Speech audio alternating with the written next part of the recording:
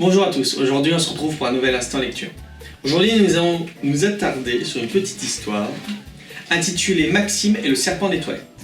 Écrit par Claire Michaud, toujours histoire tirée du site unehistoirechaquejour.com. Vous pourrez retrouver des histoires en audio et également en PDF que vous pourrez lire directement sur le site ou vous pouvez les imprimer. J'espère que vous êtes bien installés car nous allons commencer. Maxime est un petit garçon de 7 ans, comme les autres. Il habite avec son papa et sa maman dans un joli appartement, au premier étage d'un immeuble. Il aime beaucoup le quartier dans lequel il vit, car il y a des commerces au rez-de-chaussée de chaque immeuble.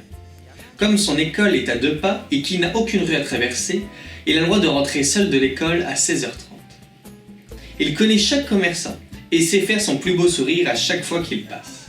La boulangère lui donne toujours un petit bonbon ou une chouquette, et si le boucher n'est pas trop occupé, il peut même avoir une tranche de saucisson.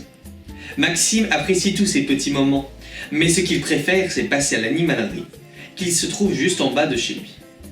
Il n'y va que occasionnellement, car sa maman le surveille depuis la fenêtre et ne veut pas qu'il soit trop envahissant.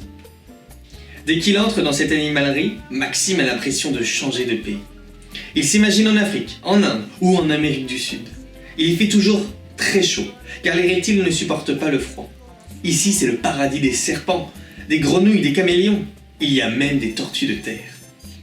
Autant Maxime préfère garder ses distances avec les serpents, autant il est fasciné par les tortues de terre. Il ne manque pas une occasion de les caresser. Plus tard, il aimerait beaucoup avoir une maison avec un jardin pour pouvoir en accueillir une. Il arrive parfois à l'heure du nourrissage, et cela le dégoûte et le captive en même temps. Il déteste voir un serpent manger une jolie petite souris blanche, mais cela l'amuse beaucoup quand le caméléon mange des insectes. Maxime aime bien aller à l'école. Il aime lire et apprendre des nouvelles choses. Mais ce qu'il préfère, ce sont les récréations. Il adore inventer des jeux de rôle avec ses copains. Un jour, il est un pirate, le lendemain, un redoutable chevalier tueur de dragons. Ses copains aussi adorent se glisser dans la peau de nouveaux personnages le temps d'une récréation.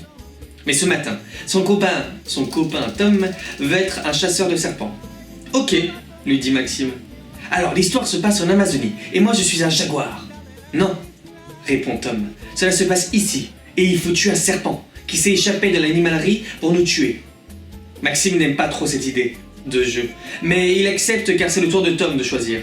En plus, ils ont juré craché qu'ils respecteraient les tours, alors impossible de revenir en arrière. Maxime se retrouve donc à jouer le serpent tueur. Berk. En rentrant de l'école, Maxime ne prend pas le temps de passer dire bonjour à la boulangère et au boucher. Il est trop pressé de retrouver sa maman pour lui demander si les serpents peuvent vraiment s'échapper de l'animalerie. Sa maman le rassure, en lui expliquant que le propriétaire de l'animalerie est très sérieux et qu'il n'y a aucun risque. Pourtant, Maxime se met à avoir de plus en plus peur. Il a lu que les serpents nageaient très bien et se met à imaginer qu'il y en a un qui remonte la cuvette des toilettes alors qu'il fait pipi. Quelle horreur! Ce soir-là, son papa doit rester près de lui pour qu'il s'endorme car il a encore peur. Le lendemain matin, Maxime ne veut plus aller à l'école tout seul, alors sa maman l'accompagne. Elle en profite pour expliquer à Tom que Maxime a eu très peur hier lorsqu'ils ont joué au jeu du serpent. Maxime, qui n'a pas eu peur du tout, trouve ça très drôle. Avant de partir travailler, la maman de Maxime prend le temps de passer chez Monsieur Lézard, le propriétaire de l'animalerie. Si, c'est vrai, c'est son vrai nom, il s'appelle bien Monsieur Lézard. Monsieur Lézard donc est très embêté car il aime bien Maxime et il comprend tout à fait la peur qu'il peut ressentir. Il sait aussi très bien que tout le monde n'est pas obligé d'aimer les reptiles, mais qu'il n'y a pas de raison d'avoir peur de ceux qui les lèvent. Il propose à sa maman d'organiser une visite guidée du magasin avant l'ouverture ce week-end. La semaine se poursuit et Maxime ne veut plus aller aux toilettes tout seul. On ne sait jamais, un serpent pourrait sortir des toilettes. Ses parents s'inquiètent car Maxime commence même à regarder la baignoire et le lavabo d'un air soupçonneux. Enfin, arrivé le week-end, Maxime est très agité car ses parents lui ont expliqué que Monsieur Lézard les attendait très tôt demain matin pour leur faire visiter son animalerie et leur présenter leurs nombreux systèmes de sécurité. Dès 8h, Maxime et ses parents franchissent la porte de l'animalerie. Maxime, qui avait l'habitude d'y s'y déplacer librement, ne fait plus un pas sans tenir la main de son papa ou de sa maman.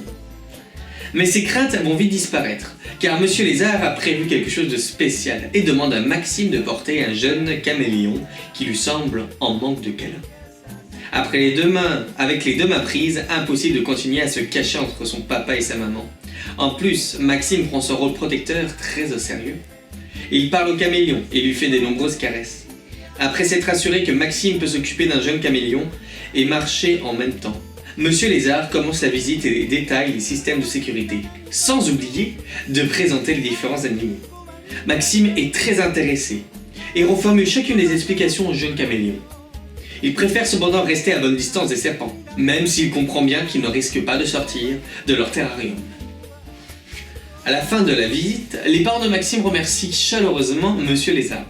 Ce dernier invite Maxime à passer quand il en a envie, après l'école, pour saluer son nouvel ami, le caméléon, Patrick.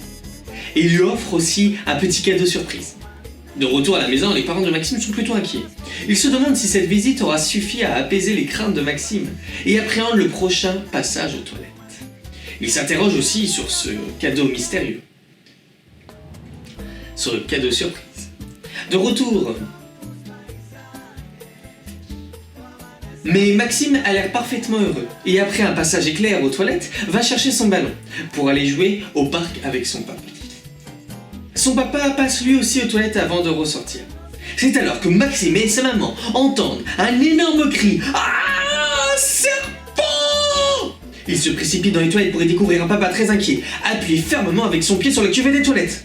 C'est alors que Maxime éclate de rire et explique à ses parents que c'est un faux serpent en plastique. C'est Monsieur Lézard qui lui a donné en lui expliquant que ça l'aiderait à avoir moins peur. Et il ajoute: tu as fait pipi dessus, papa?